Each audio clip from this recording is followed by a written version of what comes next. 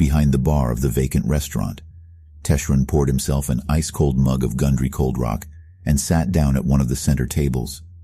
When he placed the glass on the table, his mind began to focus on the delicate texture of his drink.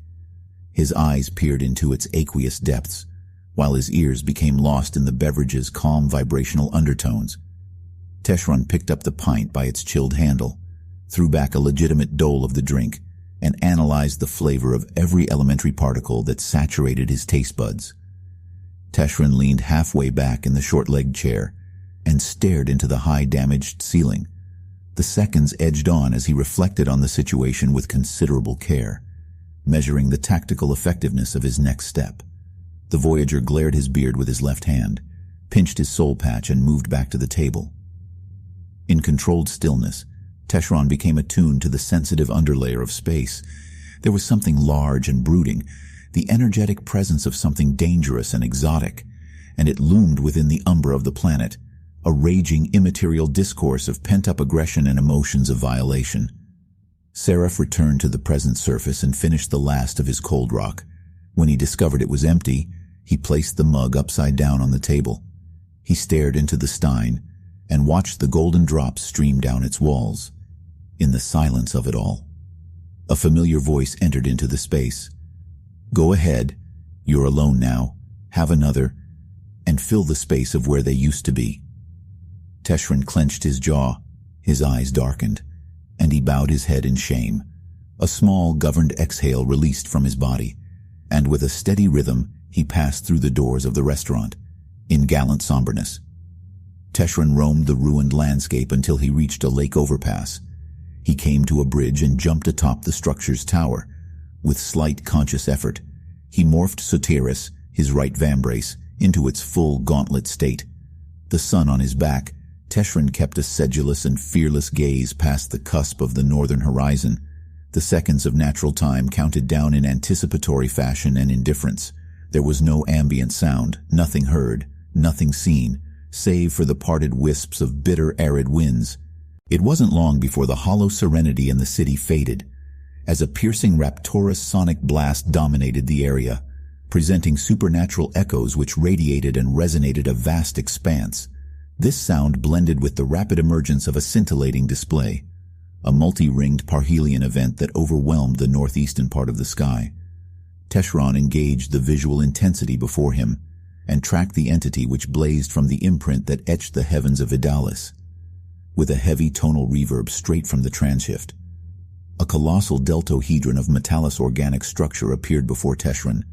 He was close enough to make out the seams in its design, armor of atlas-feathered crystalline wings, with hematic tips that seemed to conceal the true nature of the being within. Teshron recalled the cautious words of the lunar feline, as the gigantic figure revolved in silent calculation. The beast refracted the amber daylight like a prism, and in relaxed motion, passed over him with grave distinction. Teshron remained resolute, even with the analytic eyes of excessive maliciousness weighing down on him. As he continued to examine the beautiful architecture of the organism, the creature ceased its movements. A loud charging and sparks of sapphiric electricity rippled through its coverings. The massive organometric shape altered to a vertical position and stabilized itself in midair over the bridge. In dramatic tension, the segments of its frame disengaged and disconnected from each other, one after another.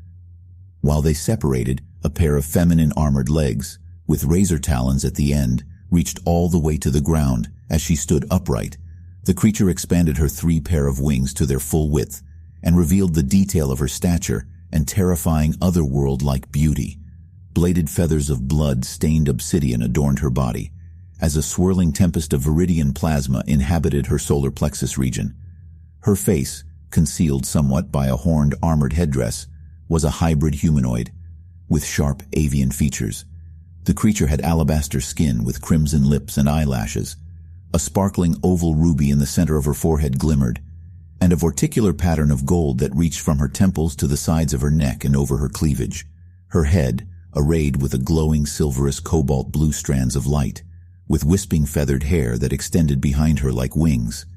The giant creature unveiled her large eyes, She beheld Teshron with a crisp, penetrating gaze of shining bronze and inspected his meager frame with precision.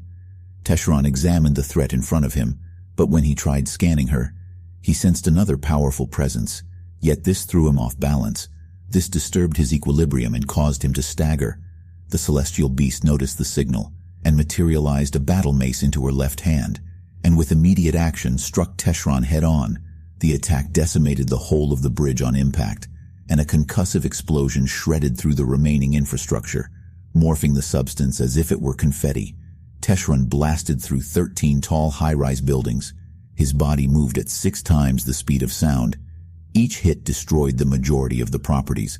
With the last ones he hit, their frames toppled over, detached from the battle and safe in the distance. Corridel stood on the landing platform of her ship and watched as the corrupted Shararuka initiated her fight with Teshron. Gelok brought Ashnava to the deck and threw him to the ground behind Corridel. "What the hell do you want from me now?" Ashnava asked in disdain. Corridel turned to Ashnava as he was on his knees, bound in a lattice of viridian plasma. "I thought you would like to have a front row seat to the show." Confused, the young Savakim replied, "What are you talking about?" Corridel walked past him and sat on a throne she manifested from her spinning emerald rings. "Your parents have been so worried about you, Ash, and it's clear they sent someone of considerable amplitude to bring you back home. Too bad I don't see that in your future." Buried under the extensive rubble, Teshron laid unconscious until he heard the piercing falcon call of Aruka. He immediately opened his eyes, and with an expulsion of plasmonic aggression, he disintegrated the debris that covered him. Teshron rose halfway and sat for a second in the layers of destruction. When he motioned to stand, he heard a tapping from his right boot. The drops were coming from him when he was about to touch his face. The taste of his own blood reached his lips. He knew what type of fight this was going to be as he healed his wound. Teshron kept his face blood-stained. He smirked with satisfaction, and his eyes ignited with a heightened intensity of burning gold.